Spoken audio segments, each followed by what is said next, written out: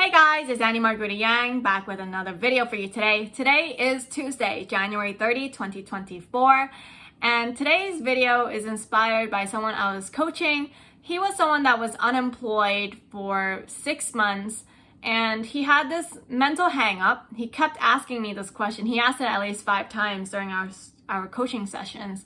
And it was, what if the employer asks during the job interview, why have you been unemployed? Why have you been unemployed for the last 6 months? Yeah, great answer. You've been laid off or fired maybe 6 months ago and you haven't found out anything ever since. That's basically the answer, right? But that doesn't sound good. So he asked me, how do we spin this in a way that it sounds good and you can say it with confidence? So what you need to do is you need to think about what is true about the situation. So think about what is true and what is a good thing about the situation that is true. So for him in particular, yes, he's been unemployed for 6 months, but he spent the last 6 months trying to figure out what exactly he wants to do with his life. So he's in his late 20s and he's the kind of person who just went straight to college. Parents told him to major in accounting and then he got an accounting job. But after working in accounting for maybe about 3 years in entry-level positions, he ended up asking himself, am I really happy doing accounting? What kind of accounting do I like? Do I like a small company or a big company?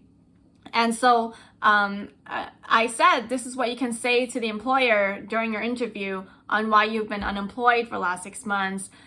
I've been laid off. I got laid off from X company 6 months ago, but actually it was a blessing in disguise because I've actually been thinking about what it is that I really want to do with my life, because I went straight into going to college and I went straight into working in accounting and I never really questioned what is it that I really enjoy doing.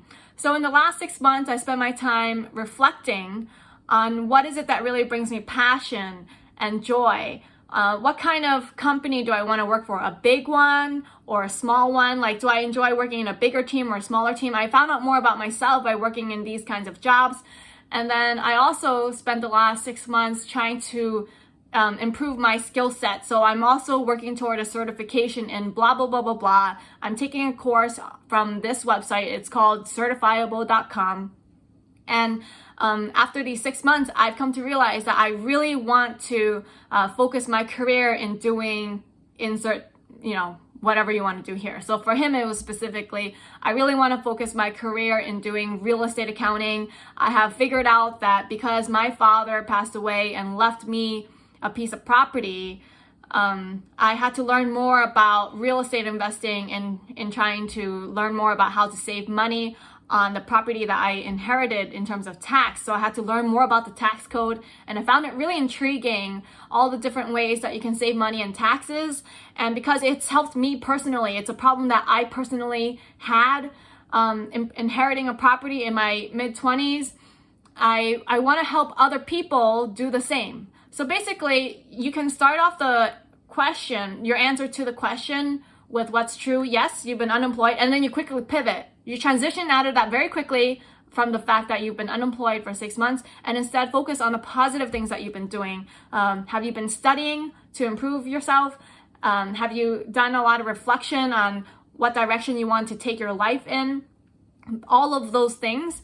And then you can structure the last part and the main part, the main part of your answer to what you want to do. So the focus for the answer should actually be on where you're going, not where you were. So where you were for the last 6 months is a question about your past. Instead, you want to flip the answer to be where you're going for the future. So I've said many times on my channel, if you followed me, I've said it doesn't matter where you start, it only matters where you end up in life. So this is just another way, what's that word? I cannot even describe it.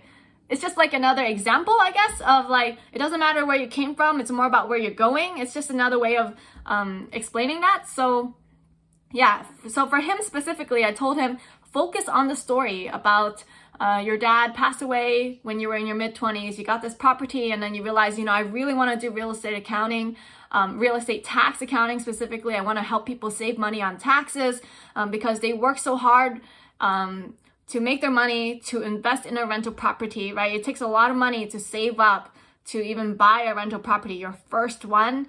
And a lot of people build their wealth this way. It's a long-term hold. And when you do that, you want to really know how you can save money on taxes. And I really care about helping people like me who are middle class get ahead financially, So focus on that. I want to help them get ahead financially. I want to help them save money on taxes because it can help them build their long-term wealth and leave a property for their, future descendants, things like that. So focus on where you're going, not where you were. That's the main gist of it. Another example is back when I've shared this one story. I think it was in the video when I talked about what happens when an employer violates your values, your personal core values, and then asks you to do something that you just don't feel right doing. And for me, that story was about the store manager when I worked at the hardware store. He wanted to have sex with my friend, and then he just put this condom in front of my face saying that he's gonna have sex with my friend, and to lie to her and not tell her that he was already married for the last 20 years and had 8 kids, but still wanted to have various affairs anyway. He's had various affairs over the years, which I didn't care about, but when it came to my friend, and he was specifically asking me to lie to her, I had a problem with that. And then so in the end, I did tell my friend the truth, and then he cursed at me, right? So then I just gave my 2 weeks resignation. I said to my boss, which is his boss, I said, I quit. I don't need to work here. I can work somewhere else where people respect my boundaries and my personal core values. I don't need to work here. And so when interviewers would ask me, why did I leave that job? Especially because after that job, I had a 2-year gap. I ended up going to community college. I never once, not once, ever brought up the story of the manager who put the condom in front of my face in a job interview. It's just simply, it's like really inappropriate, and it's just not the answer they would expect to hear from an applicant. So I always just defaulted to the fact, right around that time, I started community college. So I decided to not work for 2 years. That's why there's a 2-year gap in my work history. It's because I was going to school full time, and I just really wanted to focus on my studies and make sure that I got straight A's. And so that's why. And then you can see from my GPA, I got a 3.9. So it definitely paid off. Right. So I totally just don't even mention that. I just pick one thing about the situation, which is true. And the one truth about the situation, which is a good thing, is I can say I was going to community college at the time, full time. And so I really used that story. Another one that I could think of is I have a friend who came to me. She was crying. She was working for like a really toxic employer. Like this employer wouldn't pay her, which is a violation. She could have reported him to the Department of Labor. He would pay her, but then he would pay her not the right amount, or he would pay her late. It's just not a good place to be. And then he would make her work so much overtime as well, like make her come into the office at like 6 a.m. in the morning and leave very late. And she's a single mom, and he already knew how important it was to her that she had the work-life balance because she needs to take care of her kids. I mean, she does everything by herself, right? But anyway, so it's just so toxic. And then she ended up giving a, what was it? I don't even think it was a 2-week notice. I think she gave a 4-week notice when she resigned.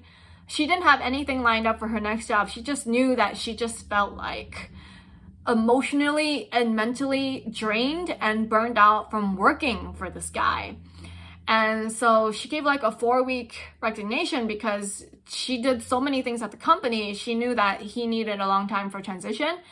And then I think not even a week in, I think just a few days into her notice period, she's supposed to come into work at 9. Instead, he just calls her up and asks, oh, hey, can you come into work at 6 or 7 a.m. this morning? So she does, because she's nice. She goes into work, And he just says, "You're fired. I'm letting you go." Yeah, real dick move there, right?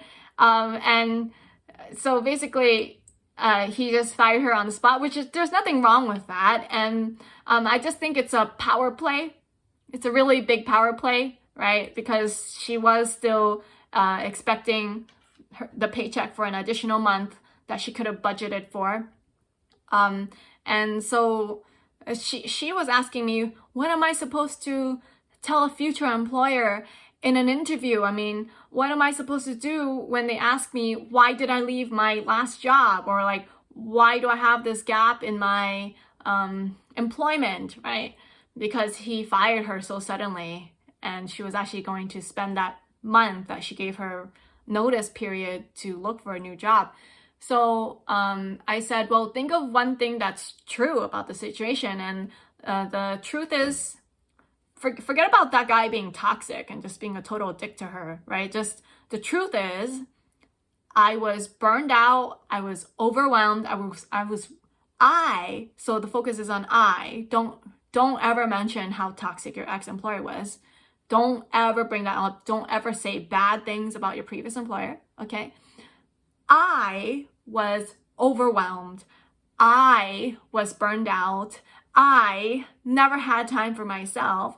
And I have 2 sons that I need to take care of, and I'm a single mom, right? So the focus is on I, me, my situation. And I have a gap because I was so burned out. I never had time for myself to really think about what direction I wanted to take my life in, what direction I needed to take my career in. So what I did was I had some savings, and I decided, you know what, even if I have nothing lined up, I am going to resign, because then I can use that free time as breathing room to really just sit back and take things slow and figure out what I want to do with my life. And I figured it out. And then here I am. I've been applying to jobs, and that's why I'm in this interview today. And I've decided that what I want to do with my life is blah, blah, blah, blah, blah, blah, blah. So insert all the things, like I said, the past is in the past. Focus. Always end your answer to this question with, what do you want to do for your future? Where is your future heading?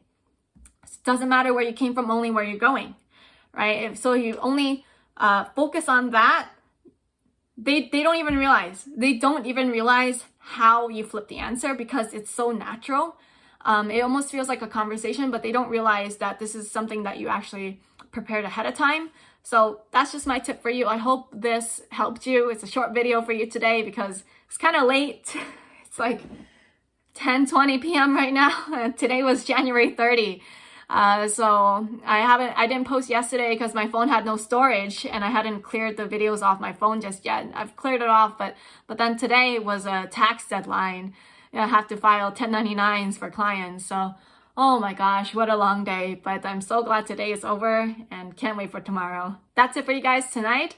Again, like I've always said, there is censorship on YouTube, and with what's going to happen with the banking collapse and everything, you don't know, they might censor me even more so that you don't get the right information. So what's really important is that you and we have a personal connection. So add me on Signal, download the Signal app on your phone. It is end-to-end encrypted, meaning that the government cannot read our messages to each other. And my personal cell phone number is 806-544-2929. I'm always open to answering your phone calls or any messages you send me. If you feel too embarrassed to leave a comment asking for help, any questions that you have related to your job search, you don't want to leave it publicly, you can always just message me on Signal, and I would be happy to make a video right here on YouTube. I won't even mention your name. If you ask me on Signal, I won't mention your name. If you ask me on YouTube, I will mention your name for privacy, right? And so I will answer your questions. I will be here to support you and motivate you in your job search. That's it for you guys. Have a good night. Take care. See you tomorrow.